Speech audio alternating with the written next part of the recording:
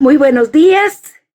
En esta mañana tengo el privilegio de compartir con ustedes la palabra de Dios y quisiera hablar acerca de el poder de la sangre, de cuánto Dios nos ha enseñado a través de su Hijo Jesucristo que el sacrificio en la cruz del Calvario tuvo un derramamiento de sangre que era la vida y que con esa sangre nos dio no solo la salvación, la justificación, la redención, nos dio también poder, salvación, nos dio liberación, nos dio justicia, pero también guardar.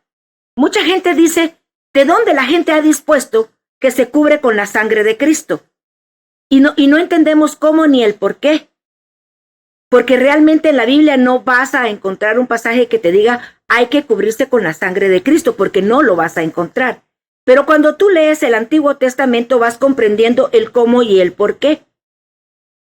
Uno de los pasajes interesantes es que si vamos a los inicios del Génesis, cuando Adán y Eva pecan, se hace el primer sacrificio, aunque no es mencionado el derramamiento de sangre, tú ves que fueron cubiertos su desnudez con las pieles de animales, lo cual implica que hubo muerte de un animal.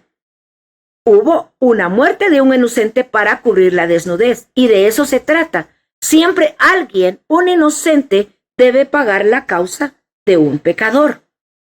Si vamos a la palabra de Dios, y quiero que te vengas conmigo, a Mateo 26:28 dice, porque esto es mi sangre del nuevo pacto, que por muchos es derramada para remisión de los pecados. O sea, sin sangre derramada no hay perdón de pecados.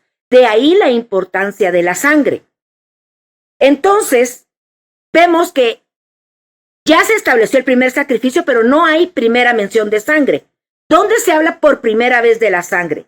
Vas a traer a mente entonces cuando Abel y Caín ofrecen su sacrificio al Señor. Caín se pone muy enojado porque se da cuenta que a Dios no le agradó su ofrenda y que sí la de Abel. Ahora, ¿qué hubo o cómo se notó que esa ofrenda fue aceptada de parte del Señor de Abel y no la de Caín?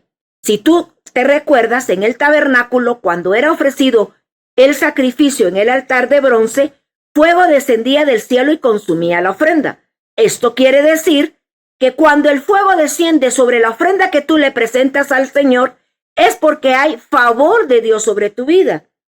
Entonces, seguramente, Abel, con sus esfuerzos, con su trabajo, con sus planes y con lo que él quería, él dijo, bueno, Dios dice que hay que traerle sacrificio de animales, pero yo soy un agricultor, así que yo voy a traerme mis mejores verduras y eso voy a presentar ante el Señor como mi sacrificio. Y nos pasa así a los cristianos. Muchas veces queremos agradar al Señor con nuestras obras, con nuestro trabajo. Pero la realidad es que es el corazón entregado al Señor y el amor dado al Señor cuando tu trabajo, cuando tu bendición de obras viene por las motivaciones por las que haces aquello. Entonces, seguramente Caín vio que el fuego descendió sobre la ofrenda de Abel y no sobre la de él. Se enojó mucho y lo guardó en su corazón, y cuando no dice el tiempo, pero pasó algo de tiempo y mata a Abel. Entonces viene el Señor Dios Todopoderoso y le dice a Caín, Caín, ¿dónde está tu hermano? Y Caín de forma muy respetuosa le dice, ¿acaso yo soy guarda de mi hermano para que me preguntes a mí? Y pregunto yo, ¿Dios no estaba preguntando porque no sabía? ¿O Dios estaba preguntando para tener una oportunidad de decir, sí, lo hice, me arrepiento? No. Caín no lo vio de esa manera. Cambiaron y le dijo, ¿qué me pedís cuentas a mí? Porque cuando tú estás mal, cuando tú sabes, tienes esa conciencia que has obrado mal, esa conciencia hay que traerla a la sangre, porque para eso es la sangre, para redimir, para perdón de pecados. Dios le estaba dando la oportunidad a Caín de que reconociera lo que estaba haciendo, no para juicio y condenación, para un arrepentimiento. Y Caín no lo vio. Caín se molestó. Pero entonces, ¿qué fue lo que le dijo Dios a Caín? Le dice en Génesis 4:10. ¿qué has hecho? La voz de la sangre de tu hermano clama a mí desde la tierra. Ah, interesante. La sangre fue derramada para redención, para salvación, para justificación, para reconciliación, para traer toda la herencia conforme a las riquezas en gloria que Dios había planificado para nosotros. Pero ahora estamos aprendiendo algo interesante. La sangre tiene una voz. Esa sangre tiene una voz y habla. ¿Qué estará hablando la sangre de Abel?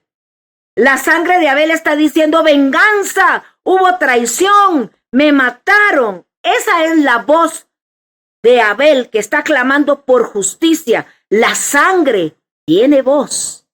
Entonces, si vamos a otro pasaje, vamos a ver en Hebreos 12:24 que dice, a Jesús, el mediador del nuevo pacto, y a la sangre rociada que habla mejor que la de Abel. Si tú te das cuenta, están hablando Jesús el mediador por un lado, que te trajo, que siempre se va a poner en medio como un mediador entre tú y Dios. Dice la palabra de Dios que hay un solo Dios y un solo mediador entre Dios y los hombres, Jesucristo hombre. Y tú te das cuenta que Él es nuestro sumo sacerdote que siempre va a estar intercediendo en nuestras situaciones.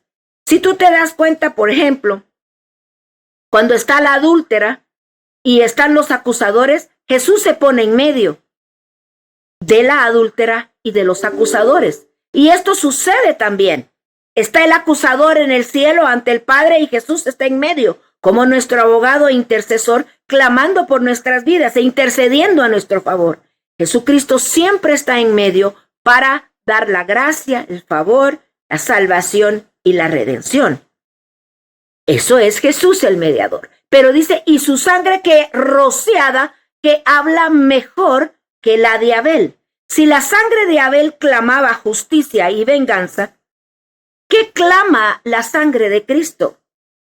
Cuando tomamos la Santa Cena, dice que traed a memoria ese sacrificio que hizo Jesucristo en la cruz.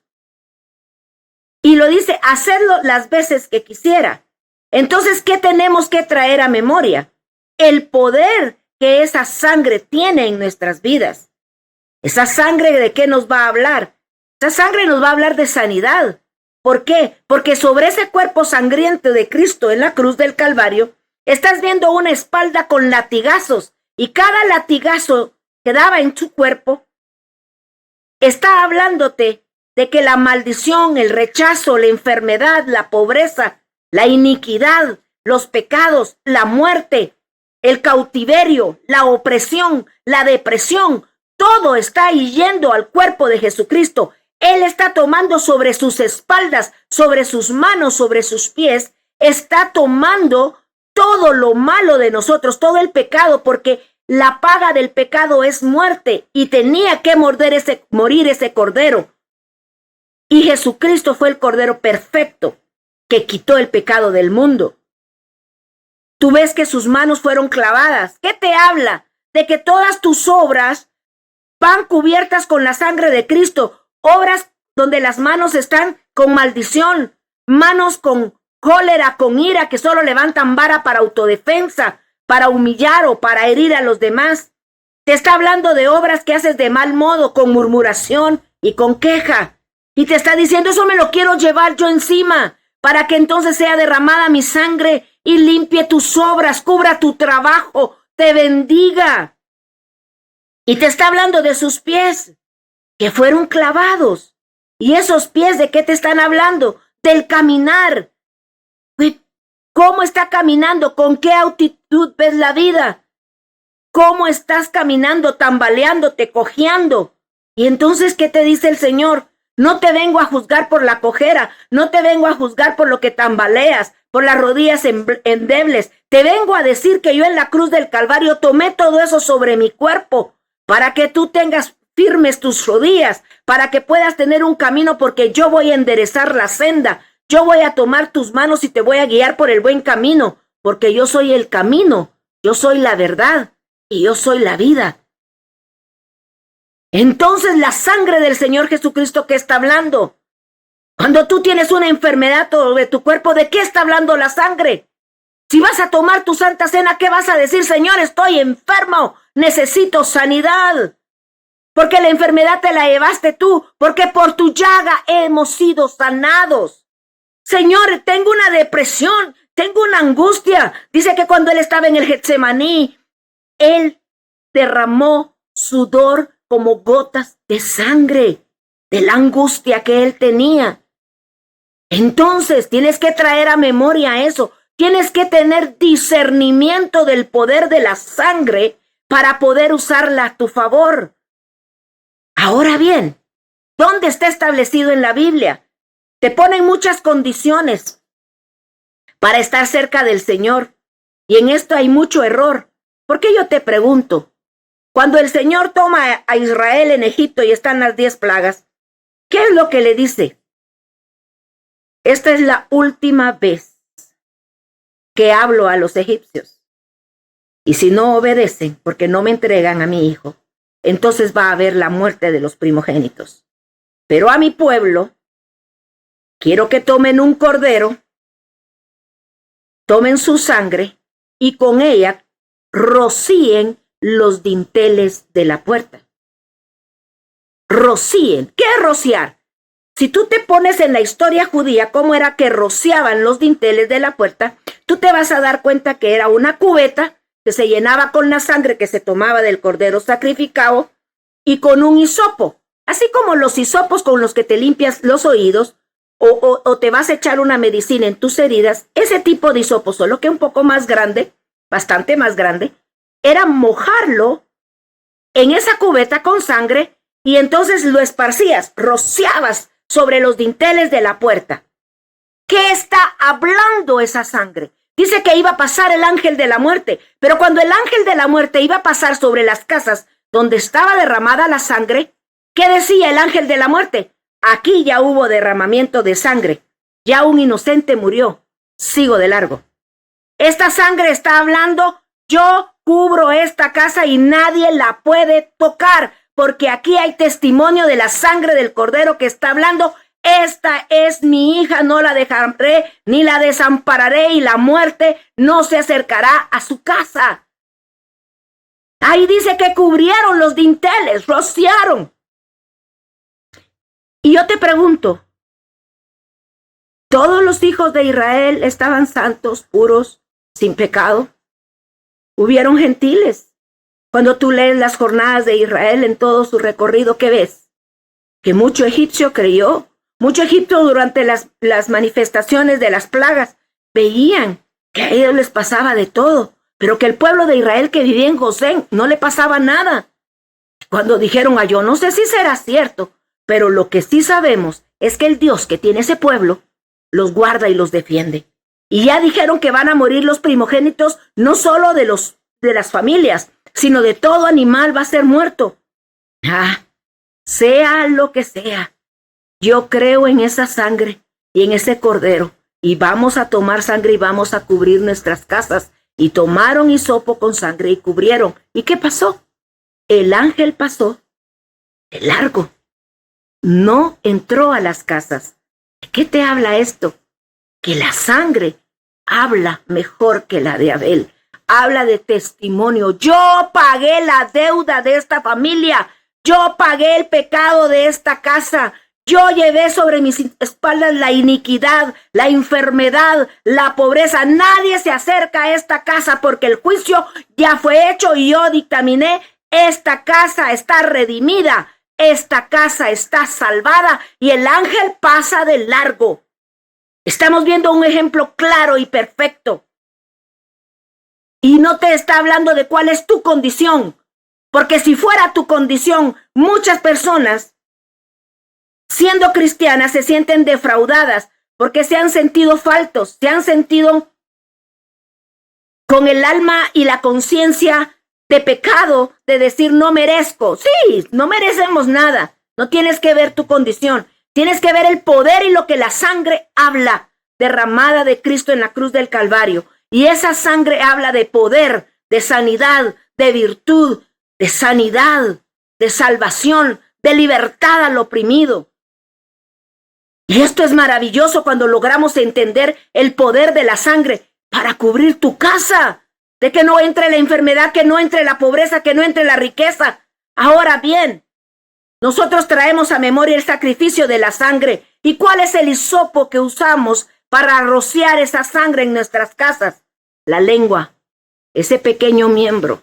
Es el hisopo porque hablamos la verdad de Dios. Nosotros declaramos el poder de la sangre que habla mejor que la de Abel, que da testimonio del sacrificio de nuestro Señor Jesucristo. Cuando logramos entender esto, nos da alas para volar en medio de cualquier situación que nos encontremos, porque no confiamos en lo que nosotros somos, tenemos o dejamos de tener, sino qué maravilloso es saber que tenemos un Salvador y un Redentor que lo ha dado todo por nosotros. Bien decía Pablo en Efesios que él estaba orando al Padre para que pudiéramos ser iluminados, para que nos fuera abierto el entendimiento y el conocimiento de las riquezas que tenemos en Cristo Jesús, de esa herencia gloriosa. Y una herencia es importante porque se toma cuando se ha muerto el que dejó el testamento. Estando vivo, esa herencia no se puede tomar. Así que en 1 Corintios 11 te dice que recuerdes la muerte. ¿Por qué no la resurrección? Si la resurrección es la más importante, porque la resurrección sella la muerte, pero el pago fue la muerte.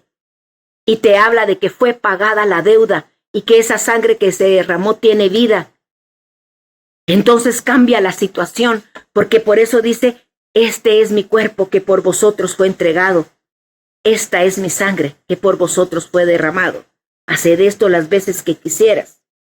En Colosenses 1:20 dice que es por medio de él que se reconcilian consigo todas las cosas, así las que están en la tierra como las que están en los cielos, haciendo la paz mediante la sangre de su cruz. O sea que va a reconciliar consigo todas las cosas.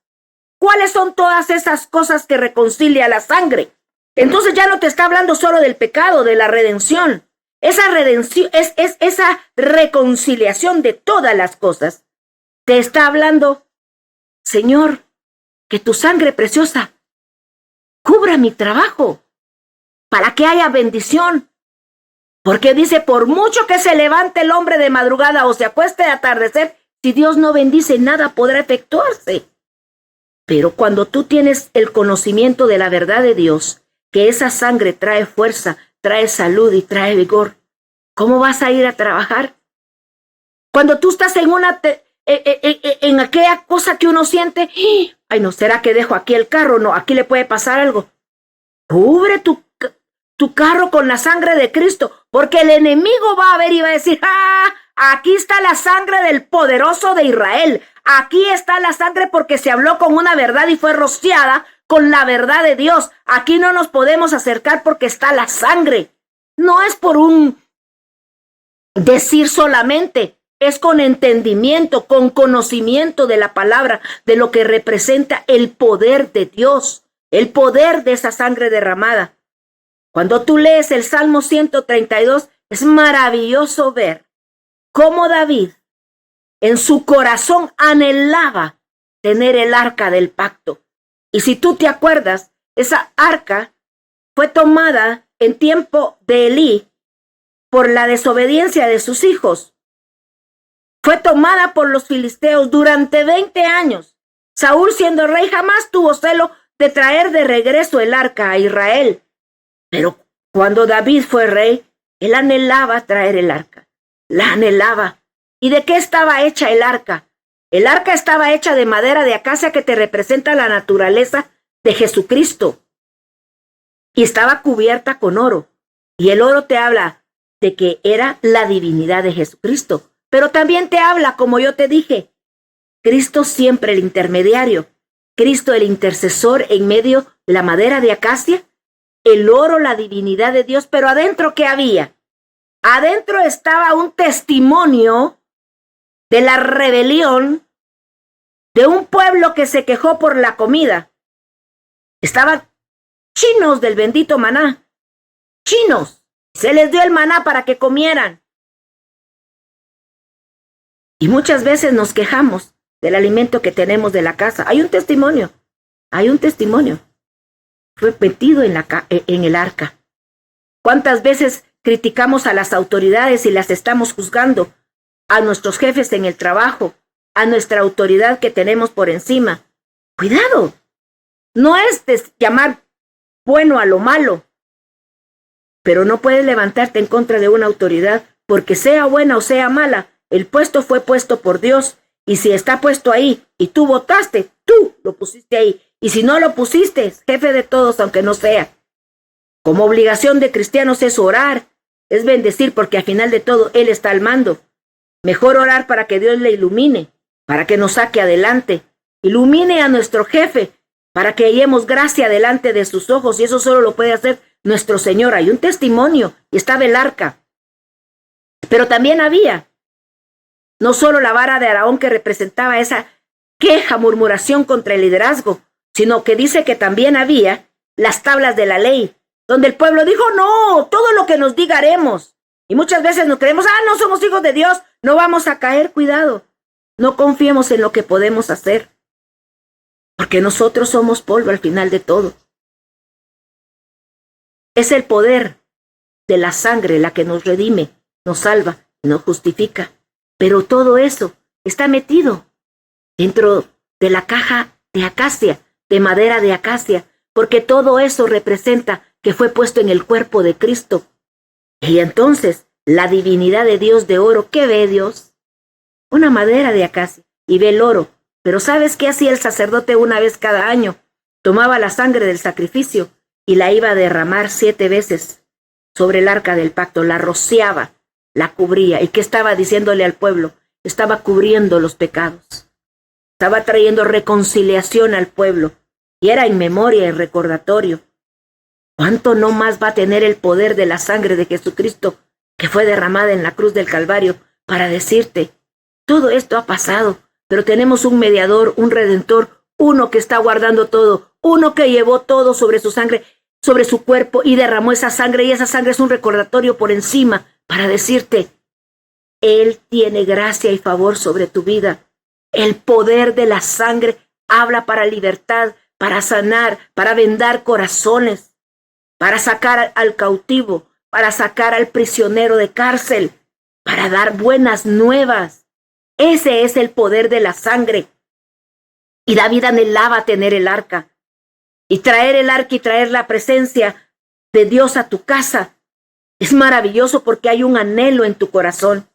David lo anhelaba de tal manera, y solo trajo a memoria cómo los filisteos fueron castigados por llevárselas como quisieron, y fueron enfermos, y se les mostró de qué manera debían de llevar. Y si tú te acuerdas y vas a la historia, porque no me da tiempo de leer la palabra, dice que tenían que tener una carreta nueva, los bueyes, y todo es un simbolismo. Cuando uno ya estudia, ve el simbolismo de la humildad, de la madera, del trabajo del hombre, todo puesto a disposición para llevar en una sumisión total el arca del pacto.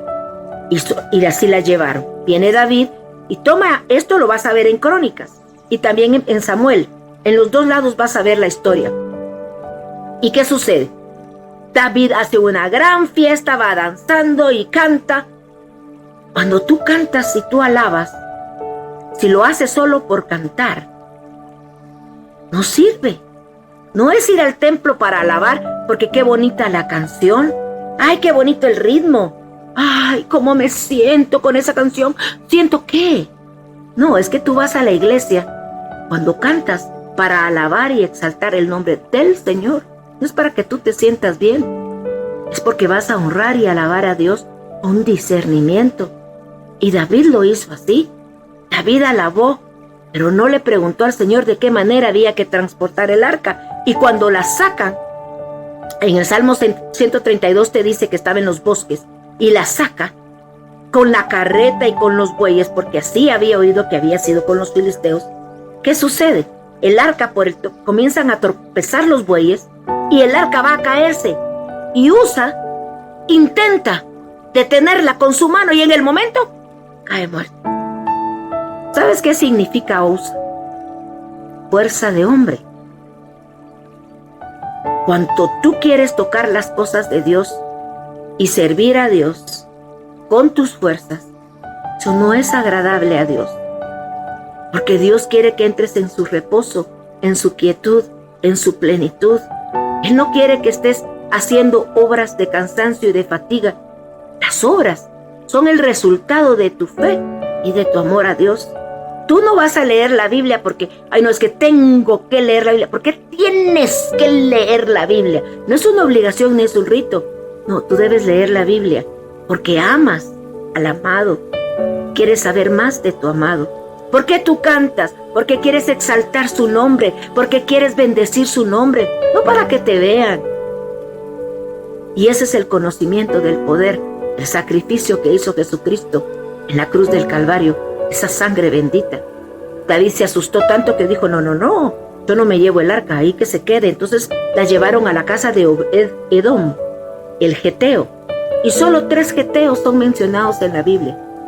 Obed-Edom, el geteo, Goliat de Gad, que era un geteo, y Itai, que era uno de los hombres valientes de David.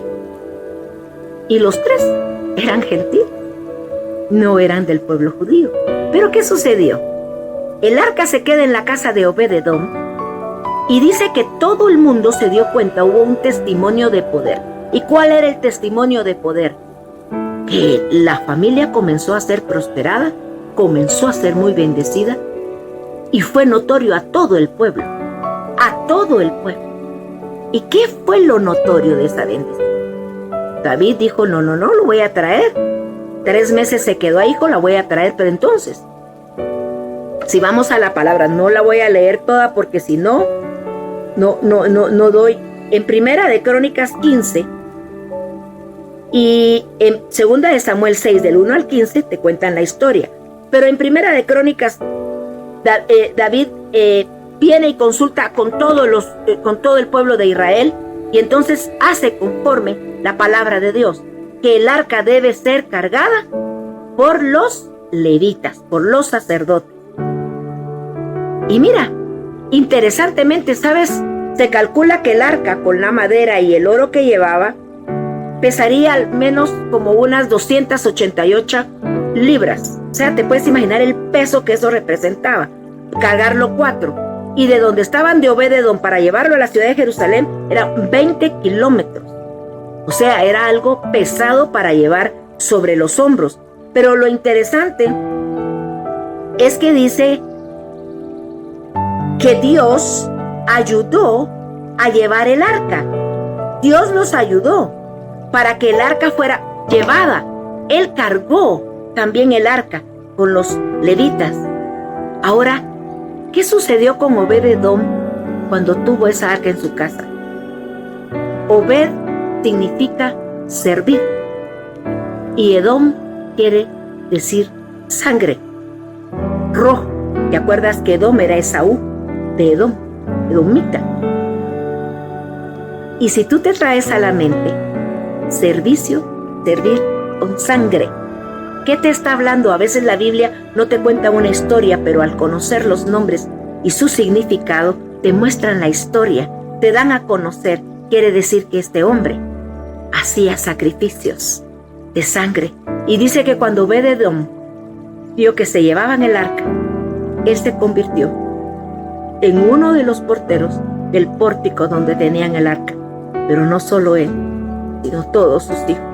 Porque cuando tú crees en el poder de la sangre que fue derramada, tú puedes cubrir tus hijos y estos pueden ser de unos hijos que no tienen futuro a unos hijos esforzados, valientes.